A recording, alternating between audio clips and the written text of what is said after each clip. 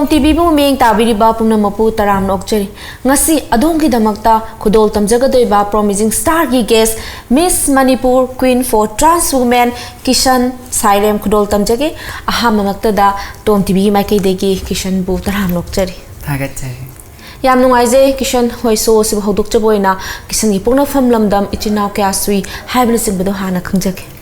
han bamakta da TOMTV bu yengbi ba viewers amadi che joli TOMTV bu aina ekok nuna utari aigi ming Kishan Sairem aiha langjing achobadagine aduga aigi baba gi mingna Sairem Devan Singh aigi mama gi mingna ahibam Premila Devi aduga aigi chininaw ahumne aina ahan aigi makhada yaima mana maigi mingna Sairem Kenny Singh aduga aton baduna Sairem Kelvin Singh thagachari yam nungaije ado koi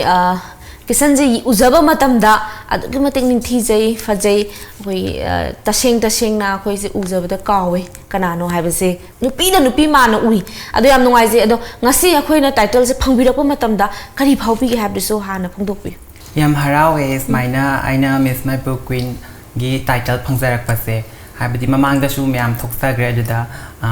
aina crown upa phangidabado hantak smaina phangakpa aina aduki mati hona jarabado hantakti aigi kano asa hona jaman kharadi phange haibagi wakhalon engonda leje yam harawe kyarak suba oi video do try to bigi base tasengna screening yaw bada khalakta bas yawgi buka tasengna aduga marirak mangarak admaina suba oidoine mangarak suba sidane ba koigi Miss Manipur gi oinadi anirak suba yaubada tajarak pani aduga ahna northeast su yaugre mamangda adudana title makti phangja haudra aduda third runner up ki title di phangjai winner makti oiba phangaudre adubo pamjari ba title jin hanak ha ba phangbi ba oi bidoi ne ba yam nungai jai khoi Kishan su thambiri khoi hotbu hona di chappa bu leptradi sungsoi soidana apamba khoi panthung bhamdo soi ne yaugani hana thambiri mina hana hanjagra su thungdori panthung bhamdu di sap manari banina akona hangi wari ne aduna thambiri se haininga ne ten thakat pa phungdok cheri makha ta jara poina Kishan ahoi future da Kishan gi wakhalon da iram da gi damakta kari hona bige to bige haina tilepir tasengna society sidaina tawjaning base sotharaba mioising haibadi kanalizadraba mama palaizadraba ngangsing adagi masama suna yengsin bidraba ahlaman aduga specially transgender sing da su akoigi mama pana tathita oina tawbiba adagi phajana yengsin bitalai makhoi sing sigidamakta ai karigumba kharadi tawge haba ki wakhalon laijai ngambangam daba adudi ai khangde adu ai ngamnabadi hotna gani mokhoi sing sigidamakta karigumba kharadi tawge haina khanje ishorna su khaliba maktubu thaujan biba oi shunu haiduna TOMTV gi maikei degi su wish tawjari yam nungaije Kishan ado Kishan gi khoigi punsi gi pasik tang lakjage Kishan horuk jarapa matamda yungi family na di Kishan da kamaina loina biki awaba nungaiba mayam ama leibirongani madu khajitang share tawbiba yabaga khara tawbiram tasengna sidi ai khaktagi wana te bako transgender khodimak se dum piklingai matamdagi khoigi tathit oina maktaw banatraga su dum stigma discrimination se khoi family dagi anamna loina hora e basi se adu family dagi dum kama haitare transgender oina akoi se pogla abane ba ada khoi gi nature sing se parents na gumba pam da ba habadi nupi dongna chatli adagi wangang bada khon se kitang nowra su akhoi na tawge na tawbadi na basi se adum akhoi da nupi gi wakhaloi chen gi badugi matung ina ne basi se admaina adum na khondo admaina ko daraga nganganu chappa matamda thekanu adagi adugumba amna admaina tawre family dagi se ai khaktagi sunate ko me amgi siloi tarongani aduga like ta syam anna hona haningba nupi gi maongi akoina kan dance competition ni khangde amani khangde sum yawning ba se sum chat haning da bado somna kadalom chat ki dra habagi wakhalon parents na thameba like yam kan di hona haninge aduga admaina tawre aduga adubu isana hona jaman gi matung inna khara parents accept taw bahubire aigi wakhalon adagi phana school da phange dance competition fest dress kumba yaw matam da su first second prize sum phangak padagi parents su khoina tawbi ba uraga nang moi da su harau ba dagi encourage tawbi ba su adudagi khara hawre ahamba da di ta singna transgender sing se mama pa oi ba singna yaning de haiba se ai simadi haijan gi ado parents sing yengba myam yaubirba su transgender gi mama pa oiba yaubiraga su smile tawba se tawbi kano haibadi aikhoida piklingai wakhan thot lauringai matam du admai tawba se aikhoida su yamna aikhoigi wakhan sida yamna sothaningai oiba amkhak laige sisina aikhoida wakhan gi laina amasu pokpa yabagi maram amasu oye isamakta su yam thengnazaki amwaba madi hoiki yam chumi hoi phongdokpi se masidai sida mama pa oibi singsina hoi masabu phaningba ngatani adubu transgender singsina mama pa na moi se accept tobina ba makoina kari kari tawdaba yadrba moki thodang sing hai tare tangai phadaba singse tawbi tawragadi makoi bu support tawbirakpa makoi damakta lepirakani habase madu khasitang hoi yang inkhalakliba transgender singda kitang thambi tasing transgender sing se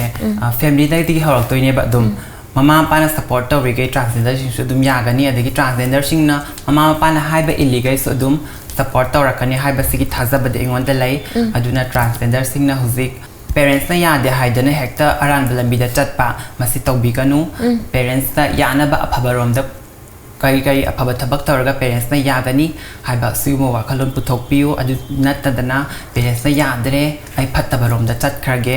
moina yadrabaina ai chatningbalom da chakini haiba si wakhal sadokpiu transgender singna adigi parents oi bising na su machagi apamba kitang khangbiraga corporation pinaraga adumaina transgender sing bisu loina biu haiba se ai chani yam nuai je adonga si society sida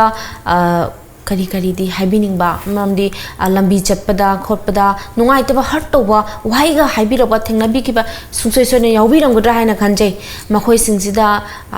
TOMTV gi maike de gi tanja du pizake phongdok ningba khasna phongdok pi yam thengnai adudi ko tasing yam thengnai adudi kai no khangde adum transgender singse hek ubaga moida lakna ningba adagi karem na biba adagi taw yaro hega haibiba adum dawe bakwa ado si se tasengna akhoi se tasengna tawge na toksna banate akhoi poglak padage akhoi da nupi lon gi wakhan ama yaurak pagine tasengna harabada adu society laiba akhoi gi ibung ipa ima ipa mayamna khangbiyo si se haibadi makhoi se toksna banate makhoi se poglak padagi makhoi gi wakhalon ama nupi gi wakhalon ama chelak padagi tawribani haidana adum society na khara khangbiyo aduga sumba karem ka thai nokna bibase du tawbi kanu aduga yarigai family na support tawbiyo transgender singse haibadi makhoi na support tawrigai laikai da laiba min ataina su henjan ba suguma se ngamoi haibagi wakhalon engonda laise aduna yarigai family singna su transgender ni haidana mayamgi mirakta tingraga adumaina to khaina thambagi maongdo thadokpiyo habidi isabo adum support tawbiyo yari kai society na su support tawrakani family na support taw taragadi sima so haichani Kishan na ko Miss Queen Manipur koi Transwoman tabigri sa masidai sida koi ge final round hangbi ba question ningsan bi ragati kari hangbi gi aduka pakhung karamba pibi gi bidagi koi winners oi bi rakhibno habiso koi punaman amukasu hanna koi ningsing jage I ngonda final question say Kishan Sairem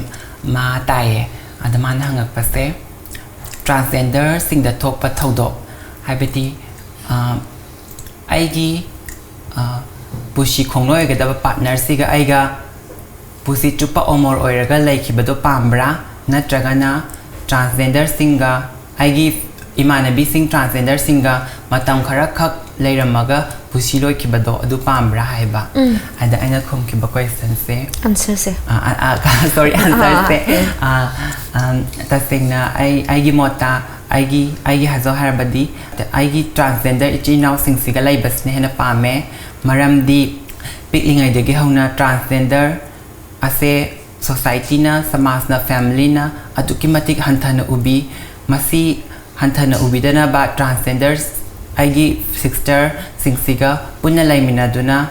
stigma discrimination se muthat pangam na bahot na ninge amadi aigi transgender fellow contestant ngasigi thokli pamyam ase aina su yamna nungsije aina khumki yam phajaba answer ni kumbigi do adu makna su ngasi title si phangbi ni habse koi ꯄꯨꯝꯅꯃꯛꯅ ꯑꯌꯥꯕ ꯑꯗꯒꯤ ꯊꯃꯣꯏꯗꯒꯤ ꯌꯥꯖꯅꯤꯡꯕꯗꯣ ꯐꯥꯎꯖꯩ ꯈꯨꯝꯕꯤꯔꯤꯕ ꯑꯟꯁꯔꯁꯤ ꯑꯃꯨꯛꯀꯁꯨ ꯅꯤꯡꯁꯤꯡꯖꯕ ꯃꯇꯝꯗ ꯊꯥꯒꯠꯆꯔꯤ ꯑꯗꯣ ꯑꯩꯈꯣꯏ ꯏꯁꯩꯒꯁꯨ ꯌꯥꯝ ꯍꯩꯕꯤꯔꯝꯗꯧ ꯃꯥꯜꯂꯦ ꯏꯁꯩꯁꯦ ꯑꯩꯗꯤ ꯌꯥꯝ ꯄꯥꯝꯗꯤ ꯄꯥꯝꯃꯦ ꯑꯗꯣ ꯈꯣꯟꯗꯣ ꯐꯖꯗꯕꯒꯤꯀꯣ ꯉꯪꯕꯗꯤ ꯑꯗꯨꯝ ꯉꯪꯗꯣꯏꯅꯦꯕ ꯑꯗꯣ ꯍꯥꯏꯗꯤ ꯑꯗꯒꯤ ꯏꯁꯩꯁꯦ ꯁ꯭ꯀꯨꯜꯗꯁꯨ ꯀꯣ ꯀꯝꯄꯤꯇꯤꯁꯟꯁꯦ ꯁꯤꯡꯒꯤꯡ ꯀꯝꯄꯤꯇꯤꯁꯟꯁꯦ ꯑꯗꯨꯝ ꯌꯥꯎꯅꯤꯡꯗꯣꯏꯅꯦꯕ ꯑꯗꯣ ꯈꯣꯟꯁꯦ ꯐꯖꯗꯕꯒꯤ ꯑꯗꯨꯝ ꯌꯥꯎꯔꯣꯏꯗꯣꯏꯅꯦꯕ ꯑꯗꯣ ꯁꯛꯇꯤ ꯁꯛꯅꯤꯡꯕ ꯑꯗꯨ ꯉꯪꯗꯤ ꯉꯪꯗꯣꯏꯅꯦ ꯁꯛꯄꯗꯤ ꯑꯗꯨꯗꯤ ꯉꯁꯤ ꯑꯩꯈꯣꯏ ꯃꯌꯥꯝ ꯑꯝꯇ ꯇꯥꯖꯕ ꯐꯪꯖꯒꯦ ꯃꯇꯦꯛ ꯈꯤꯇꯪ ꯈꯨꯗꯣꯜ ꯇꯝꯕꯤꯌꯨ ꯃꯤꯌꯥꯝꯒꯤ ꯌꯦꯛꯅꯕꯅꯤ ꯅꯪꯗꯤ ꯑꯩꯒꯤꯁꯨ ꯌꯦꯛꯅꯕꯅꯤ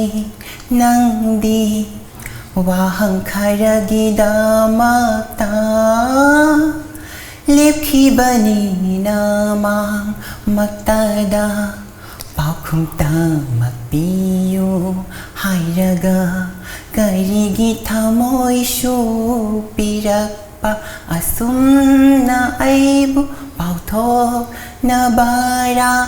ꯁꯥꯖꯠ ꯆꯨꯝꯗꯕꯤꯅꯤ ꯍꯥꯏꯅ ꯁꯥꯖꯠ ꯆꯨꯝꯗꯕꯤꯅꯤ ꯍꯥꯏꯅ ꯌꯥꯝ ꯅꯨꯡꯉꯥꯏꯖꯩ ꯍꯩꯇꯦ ꯍꯥꯏꯕꯗꯤ ꯌꯥꯔꯔꯣꯏ ꯌꯥꯝ ꯍꯩꯌꯦ ꯑꯩꯗꯤ ꯁꯣꯏ ꯍꯩꯇꯦ ꯁꯛꯄꯁꯨ ꯌꯥꯝ ꯊꯥꯒꯠꯆꯔꯤ ꯑꯗꯨꯒ ꯀꯤꯁꯟꯅꯗꯤ ꯃꯌꯥꯝꯗꯁꯨ ꯐꯣꯡꯗꯣꯛꯄꯤꯗ꯭ꯔꯤ ꯑꯗꯣ ꯀꯤꯁꯟꯅ ꯑꯩꯅ ꯍꯥꯏꯖꯔꯛꯀꯗꯣꯏꯁꯦ ꯀꯤꯁꯟꯁꯨ ꯉꯛꯄꯤꯒꯅꯤ ꯃꯔꯝꯗꯤ ꯀꯃꯥꯏꯅ ꯈꯪꯉꯤꯅꯣ ꯀꯩꯝꯇꯁꯨ ꯃꯌꯥꯝꯅꯁꯨ ꯈꯪꯕꯤꯕ ꯅꯠꯇ꯭ꯔꯤ ꯍꯥꯏꯗꯅꯀꯣ ꯑꯗꯣ ꯑꯩꯅ ꯂꯣꯟꯅ ꯀꯤꯁꯟꯁꯦ ꯀꯔꯤ ꯇꯧꯔꯤꯒꯦ ꯀꯥꯏꯁꯦ ꯇꯨꯃꯤꯟꯅꯁꯨ ꯑꯩꯁꯦ ꯊꯤꯖꯔꯤꯅꯦꯕ ꯑꯊꯨꯕ ꯃꯇꯝꯗ ꯀꯤꯁꯟꯒꯤ ꯐꯖꯔꯕ ꯑꯦꯜꯕꯝ ꯑꯃ ꯊꯣꯛꯂꯛꯇꯧꯔꯦ ꯍꯥꯏꯕ ꯇꯥꯖꯩ ꯆꯨꯝꯕꯤꯕ꯭ꯔꯥ ꯆꯨꯝꯃꯦ ꯍꯥꯏꯔꯤꯕ ꯑꯦꯜꯕꯝꯁꯤ ꯀꯅꯥꯒ ꯀꯣꯑꯦꯛ ꯇꯧꯃꯤꯟꯅꯕ ꯀꯅꯥ ꯁꯤꯡꯒꯔ ꯀꯅꯥ ꯃꯗꯨꯁꯤꯡꯗꯨ ꯍꯥꯏꯐꯦꯠꯇꯪ ꯊꯝꯕꯤꯕ ꯌꯥꯔꯒ ꯊꯝꯕꯤ ꯑꯩꯒ ꯍꯟꯗꯛ ꯔꯤꯂꯤꯁ ꯇꯧꯔꯅꯤ ꯏꯀꯨꯏ ꯀꯨꯏꯗꯕꯤꯗ ꯑꯗꯣ ꯑꯩꯅ ꯀꯣꯑꯦꯛ ꯇꯧꯈꯤꯕꯗꯣ ꯗꯥ ꯑꯕꯤ ꯈꯨꯟꯗ꯭ꯔꯥꯛꯄꯝ ꯑꯗꯨꯒ ꯁꯤꯡꯒꯔꯅ ꯑꯃꯔꯖꯤꯠ ꯑꯗꯨꯒ ꯅꯨꯄꯤ ꯄꯨꯁꯄꯔꯥꯅꯤ ꯃꯕꯥꯏꯅ ꯁꯛꯑꯦ ꯏꯁꯩꯗꯨꯗꯤ ꯍꯥꯏꯐꯦꯠꯇꯪ ꯉꯪꯕꯤꯕ ꯌꯥꯕꯤꯕ꯭ꯔꯥ ꯑꯩꯅ ꯄꯤꯔꯤꯕ ꯊꯃꯣꯏꯅꯤ ꯅꯪꯒꯤ ꯅꯐꯝꯗ ꯍꯤꯡꯕ ꯌꯥꯔꯣꯏ ꯍꯥꯏꯕ ꯈꯪꯉꯤ ꯑꯩ ꯅꯪ ꯌꯥꯎꯗꯅ ꯑꯩꯅ ꯅꯪꯕꯨ ꯅꯨꯡꯁꯤꯕ ꯍꯣꯡꯕ ꯅꯥꯏꯕ ꯃꯆꯨ ꯅꯠꯇꯦ ꯏꯪ ꯇꯞꯄ ꯃꯥꯟꯖ ꯆꯤꯡꯂꯦꯝꯕ ꯆꯦꯡꯂꯧ ꯊꯃꯣꯏ ꯃꯃꯜ ꯈꯪꯕ ꯄꯨꯟꯁꯤ ꯂꯤꯆꯠ ꯐꯖꯕ ꯏꯪ ꯇꯞꯄ ꯃꯥꯟꯖ ꯆꯤꯡꯂꯦꯝꯕ ꯆꯦꯡꯂꯧ ꯊꯃꯣꯏ ꯃꯃꯜ ꯈꯪꯕ ꯄꯨꯟꯁꯤ ꯂꯤꯆꯠ ꯐꯖꯕ ꯈꯣꯏꯗꯥꯔꯤꯁꯦ ꯈꯪꯕꯤꯌꯨ ꯏꯀꯥꯏꯅ ꯌꯥꯝ ꯐꯖꯩꯌꯦ ꯊꯥꯒꯠꯆꯔꯤ ꯑꯗꯣ ꯑꯩꯈꯣꯏꯒꯤ ꯇꯨꯡꯗꯀꯣ ꯀꯤꯁꯟꯁꯦ ꯑꯩꯈꯣꯏꯒꯤ ꯂꯤꯂꯥ ꯅꯠꯇ꯭ꯔꯒ ꯐꯤल्मꯒꯤ ꯂꯥꯏꯟꯁꯤꯗ ꯈꯣꯡꯗꯥꯕꯤꯔꯛꯄꯒꯤ ꯋꯥꯈꯜꯂꯣꯟꯒ ꯂꯩꯕꯤꯕ꯭ꯔꯥ ꯍꯪꯖꯔꯤꯕ ꯋꯥꯍꯪꯁꯤꯒꯤ ꯄꯥꯎꯈꯨꯝꯗꯤ ꯕ꯭ꯔꯦꯛꯀꯤ ꯃꯇꯨꯡꯗ ꯈꯨꯝꯕꯤꯔꯣ ꯊꯥꯒꯠꯆꯔꯤ ꯉꯥꯏꯍꯥꯛꯇꯪ ꯑꯩꯈꯣꯏ ꯕ꯭ꯔꯦꯛ ꯃꯆꯥ ꯑꯃꯇꯪ ꯂꯧꯃꯤꯟꯅꯁꯦ ꯚꯤꯌꯔꯁ ꯕ꯭ꯔꯦꯛ ꯃꯆꯥ ꯑꯃꯇꯪ ꯂꯧꯃꯤꯟꯅꯁꯦ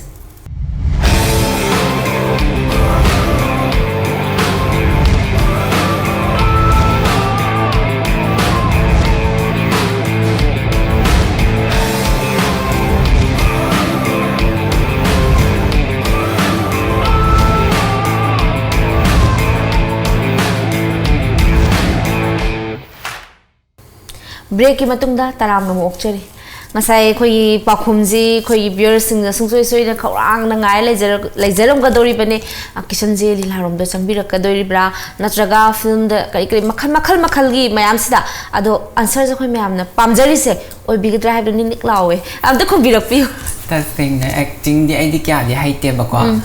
adum lila adagi film gi line se kamai du na khang de ta sing na hozik hijack album do adu do film oina all se na adumai na myam na di hainai ye adu on taraga di hoi adu budi kum tam ne adu yam na haidana kum ga da budi na te adumai taw taraga su adu kaino engage la taraga di ai hoi ngam na badi hona ba ai adu ga adu ki ma ki asadi tham dre ai alila di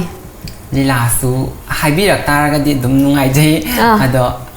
kai haidana khang de acting jam haiti ai acting hasidi mi khudima khaira ka loi tholok panate suai ha khoi su suai hera tholokte hoji pho haitri tammi ba ngata ni aduna tamma ka experience ki matung ina helak to ni pambu pambiraga di Kishan na ko maduma khoi adum khongda biyo haibasu thamjage mathang khudol tambira khoi mayamna ngaijage yengna bado yam nungai je ado khoi film Manipur film ge heroes da Kishan na karam hero ka di na pami ning ka di phaubi loin pami nge dum ariba actor ga shu dum noi nungai ko yang ba ado aina yam pam sa ba actor hai tar ga di khara anau ba da ko kaino film do oina ha ja paksa gi ba kum ba da an yang yeng bas nungai gi ba aina lai ja film da selai ba yam man tau ba acting do the film do ko sam chan nei mon da su aina pam ja ge the film do da ma gi role adudi Kishan chu slebaga ko hek to budu pambi haina thambiri yam nungai jai ado akoi nupi lakta gidi Kishan oijening ba haidi mai smaina ga oining ba se kana ka de atman khara na bu da ha ge pam di loi pam me ba ko ri ba sing se adu su film oina hai ja haibiyo aina yam pam ja gi ba mina bu di yam Kishan ga hai gi bne ba du film du da kom ba du da thaba ton da susmita gi mana lau ki ba role do mina bu di yam Kishan ai ka na ga hai bu sha adu tar su ai yam pam zai mana tau ki ba do yam na su nungai ba mo oi ja ke ngo da yeng ba da mane chume mayam na Kishan nei mayam na yam phatta ba ban da man ba hatuk ni ka hai ba ma si yaw ri se mana tauri ba acting do man bane hen man badai ne mayam na Kishan ne nu shiri Kishan ne yana haibi gi na thambiri do madu tashen ma gi mai pa bane ma to jaruri ba khare do mayam na pen da na mayam da taseng na uhan ma ngami do ma gi chaur ba ma gi su magun ma yaw tori ni thaga chari yam nungai jai Kishan ado khoi gi young stars sina hauji khoi gi makhal mathen gi lambi da mayam ma chanari ko mai ke mayam ma khoi Transwoman sing je Transwoman roi lak jage chanari masdei sida tangai fadana khoi Manipur Queen se masi yaw gi haina makhoi na khalakpa mikupta kari changdraba yadraba hona ga doba sing je khajitang share to biram lambi tak biram bi transgender sing se the sing na smaina miss contest kumba yawning tar ga di tana bio adum smaina mamang da ta khiba natraga sudum khara sigi maram da akhang ahai adum tana bio pukchel phasabam oi bio ngau sna bi kano se ai jan ni tahoning da ba khara di lai bibra tahoning da ba se ta sing na langa ko chati chalhaning de yam gyan ta ba madi hoy ni transgender sing se anambana adum khara chapa matam da noi smai da tawra ga lai boy no uye ba ko apha ma yam se de ubi de ba mi sing society gi sing na ubi se ba ba udana ba ya ga chat pa kang bu khara su dum noi le piro noi chamana na ubi na ba ada ha jan akhoi amana tawra aman hek chen da ba do ko aduna pulap phaminara ga di apun mana pangal ni mini henjen banga moi habiri ne yam nungai je yam amal yam labani thambiri se ado khoi Kishan na mayam ma khoi gi pokta khoi gi phajara ba wai kyam su thambiri nupi habse masi kamaina haidi nupi si habje kamaina tak ne kamaina ma gi magun singje nupi mo oiraga di kari kamai ohening bado madu thambi nupi gi magun se tasai na harabado ha bana dum ing tapa yam lemza ba matang matam dugi matung ina condition dugi matung ina situation dugi matung ina adum panggal thangna phudo aga thabak to mayok na bangam ba aduga tasengna last oina haragadi family da yamna each and every person khuding makta loina moigi problem khudi mak solve tong bada mateng pangbi bangam ba haiba sen pi gi maguna mane haina haitan yam chumi adumaki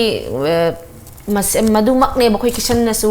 khoi hingjaw matam da ngasi mak loina raga sasari se thaga chari Kishan wari sab se yam nungai sum ai su Transwoman have se ai kaung jai Kishan gi wahi kungang yam ingtapa chinglem bai sum me am je yam na kalak chapam su oi je khoi me am na thaga chari Kishan ado ahoi Kishan je ahoi gi punsida sai bu thambi gre punsida khoi yum pa mai lambi sidi kamaina tasena yum pan bai lambi se ai gi oina di khanza tre ai society ki sige dum katho aga tawbangam bakara tawraga lai chakhana ai khanjai ado khoi punsida isada khwai digi hurt to gi bo wahi se khwai de nungai ki da ba amadi nungai ba wahi se kari di Kishan ki punsida opik khangna adum nungai ta bai se adum akhoi da lakna birak pa wahi khuding adum anam bana nungai tre adagi adum adudi chung ngai tre aduga nungai ba haidi mina akhoina kitang mangda changsan ga ba thaba ma tawba matam da myamna encourage to birak pado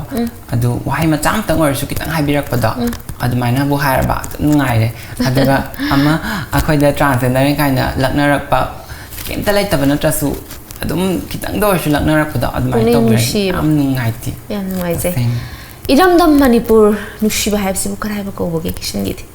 Thongna phana chongthokpa ngamba iram tamgidamakta amasung kathokpa ngamba se haichani ai mot Kishan na huji Kishan gi kai hona biri kai to biri aduga koi tungan ba koi gi hobbies koi Kishan na pambi ba kari no habis koi khangsa ai hoje isagi salon hanga ga laijari poloi chatle aduga aina pamsa base ai di hangni pam dum pam me ko tawri kuni min isai se hek sakning ba jagoi sarek sakning ba dum tawe aduga adumakti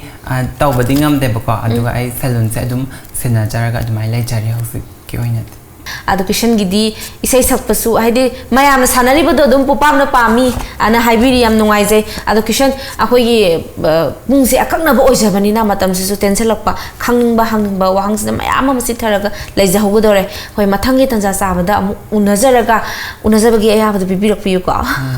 unazaraga khoi amu khudol tam jage aroi boina Kishan na khwai degi pambi ba hai tare amu kasu isai jang sa phatla sakpi gi bagi ne yam nungai na loimina se isai nungai tanga kudol ten tanga tambiraga ngasigi promising star punna lotion minase nangi satamna ngau halaba se ningsing daba oyo nungshi ba nang na aibu ho nong damba karino tauri se aingonda ho nong damba karino tauri se aingonda karino tauri se aingonda Agachari Kishan khoi mamang sudum hai le jagre TOMTV se ado khoi huji Airtel da 646 channel da uba phangbiri ngasi khoi TOMTV ki studio da nghaktang orabsu lengjin duna phambiri masida thamoi ge ba nungge ba phaubi ba do mate khatang thambire yam nungai je smile tawdana ai se TOMTV na smile karakta na myam da sak tak pagi matang tanjama pibiba yam nungai je aduga mayam na su TOMTV bu adum leptana mi yeng tabiu support tabiu TOMTV bu transgender sing bu support tabiu si hai jani Agachari yam nungai je khoi TOMTV gi mai kai de small gift hamper ma kudol sam jage thank you ngasigi oina di koi kaina na bagi athang do Kishan dai su lawjage viewers ngasigi oina di promising stars kudol tam jabagi tanja do mi kuba sidalotion jage mathangi episode ta ano bo guest amu puduna laksage numitu phawbodi pumpam du phawbodi akoi punna muk ngai minase amka shuhana kaina na bagi athang lawjage thank you